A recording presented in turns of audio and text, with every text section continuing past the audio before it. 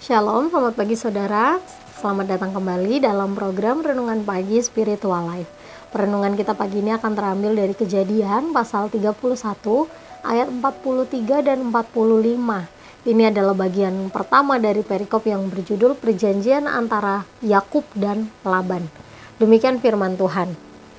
Lalu Laban menjawab Yakub, "Perempuan-perempuan ini anakku, anak-anak lelaki ini cucuku, dan ternak ini ternakku, bahkan semua yang kau lihat di sini adalah milikku.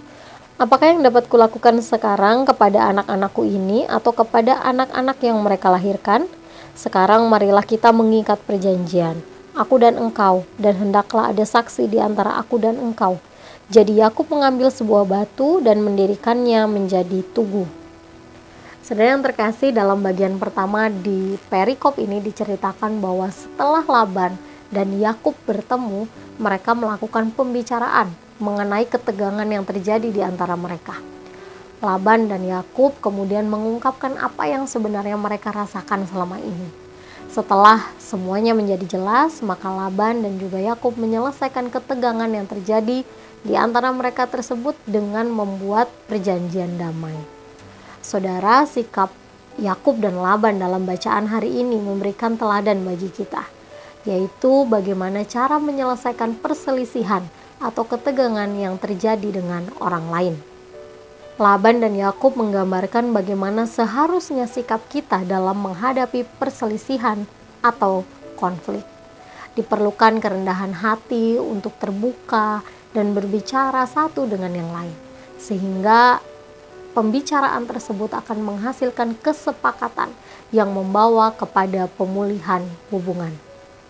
Saudara yang terkasih, melalui renungan hari ini kita kembali diingatkan mengenai cara menyelesaikan perselisihan atau konflik yang terjadi dengan orang lain.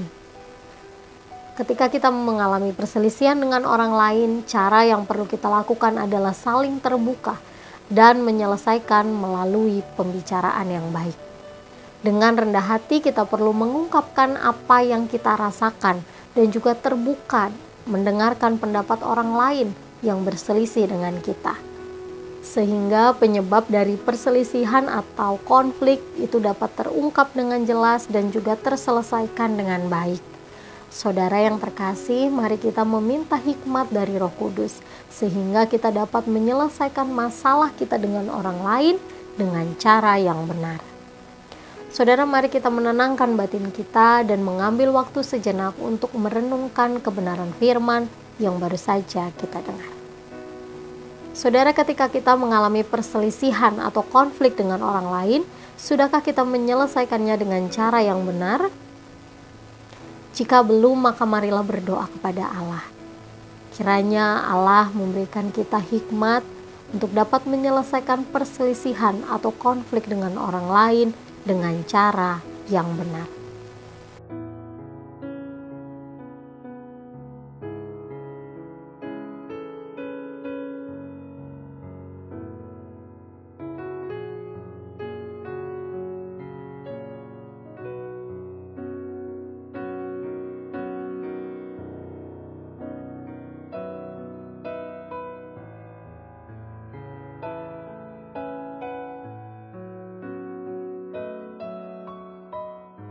Demikian renungan kita hari ini.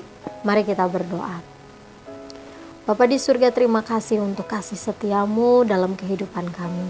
Terima kasih Engkau sudah menyertai istirahat malam kami, dan pagi hari ini kami bisa kembali bangun dalam keadaan tubuh yang baik.